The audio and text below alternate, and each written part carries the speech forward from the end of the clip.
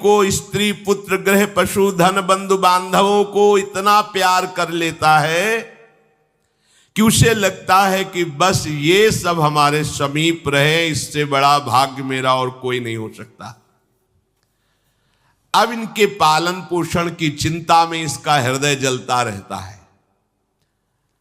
दुर्वासना से दूषित हृदय होने के कारण इसके हृदय में ज्ञान नहीं होता।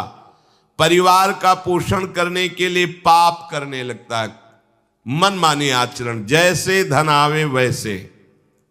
ध्यान रखना, यदि आपने किसी निर्दोष को दंड विधान किया है किसी पदवी पे बैठ के, या किसी असहाय असमर्थ को अपने बल के द्वारा रौंद करके तुमने धन लिया है, या छल कपट हिंसा के द्वारा तुमने धन लिया है, तो किसी दूसरे की जरूरत नहीं तुम्हारा नाश करने के लिए, वो धन ही पर्याप्त है।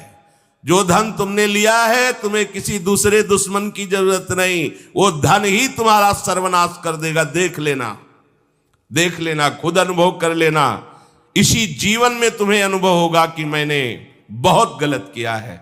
मरते समय तक तुम्हें बोध हो जाएगा कि तुमने क्या किया है। अभी नशा है तुम्हारे दिमाग में बल का, बुद्धि का, तो देख लो कुमार्गामी प्रवृत्तियों के द्वारा धन कमा के, पर जब इसका परिणाम आएगा तो रोते नहीं बनेगा, रोने लायक भी नहीं रहोगे, आंसू भी नहीं निकल पाएंगे, आह मचेगी हृदय में। वो अपनी परिवार के पोषण के लिए इतना जलने लगता है कि तरह तरह की पाप की कमाई करके परिवार को सुखी करना चाहता है।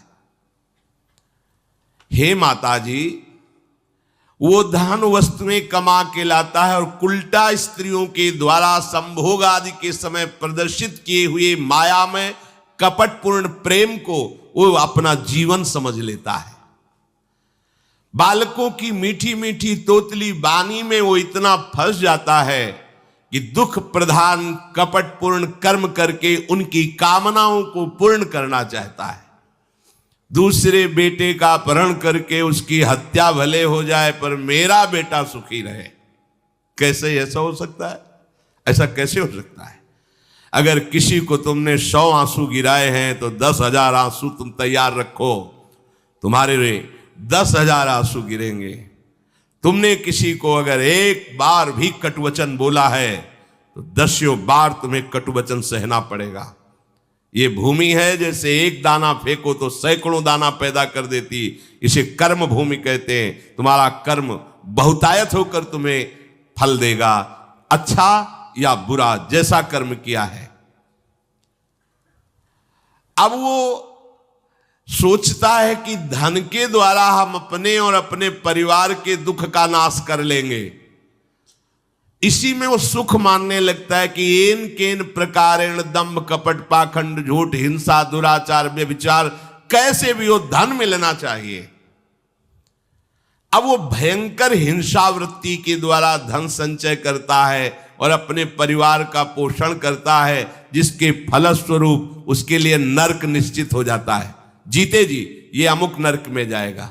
जैसे कानून है, आप हत्या करोगे तो अमुक केस लगेगा, उसका परिणाम आपको फांसी या आजीवन सजा, ऐसी पहले से निश्चित है। ये कर्म करोगे तो आपको ये नरक मिलेगा, ये कर्म करोगे इतने कल्प तक। वहां वर्ष नहीं चलते, कल्प चलते हैं।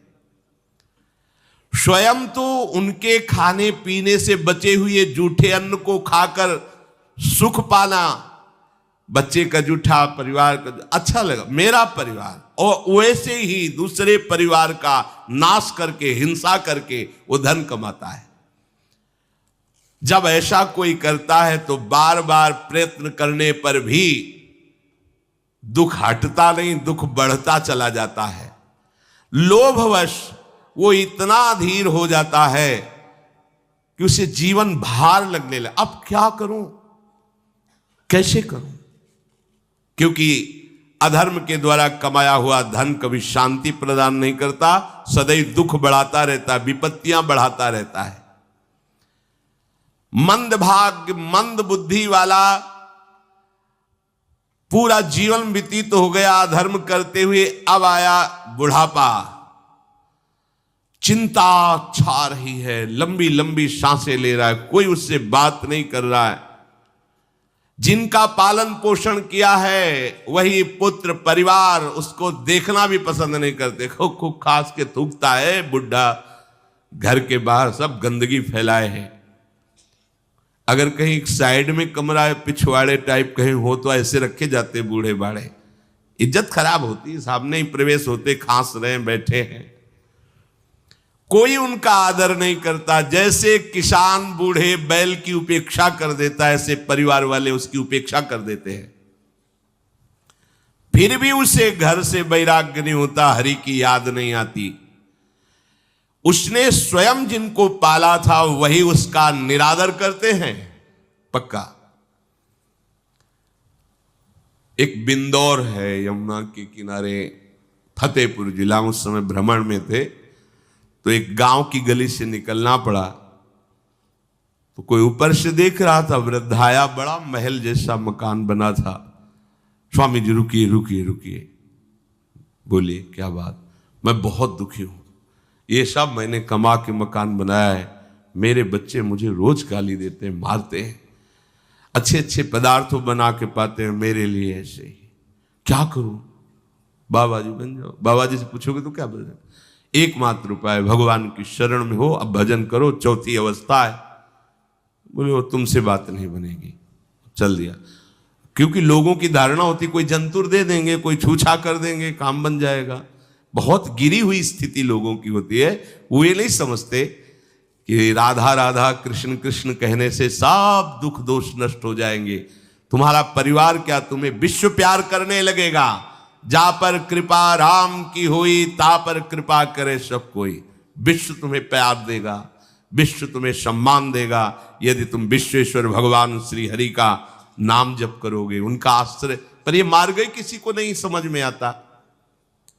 वृद्धावस्था के कारण उसका रूप बिगड़ गया, बुद्धि कमजोर हो गई, शरीर रोगी हो गया, अग्नि मंद पड़ गई, पुरुषार्थ और भोजन दोनों कम हो गए, बस घोर चिंता।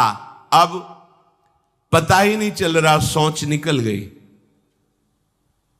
पड़ा है उसी गंदगी में। जब वो रो रो के कहता है ऐसा, तो पीटते हैं घर वाले, हमने देखा भी है, पीटते हैं, पड़े पड़े हकता है, भरपूर भोजन नहीं देते, हगेगा कौन, फेंकेगा इसका। कैसी दुर्गति होती है। इसमें जो शब्द लिखा है, आस्तेव मत्योपन्यस्तम गृहपाल इवाहरन, गृहपाल कहते कुत्ते को, कुत्ते की भांति वो सबके अपमान सहता रहता है और रूखे सूखे टुकड़े खाकर जीवन निर्वाह करता है, फिर भी उसे भगवान की याद नहीं आती। मृत्यु का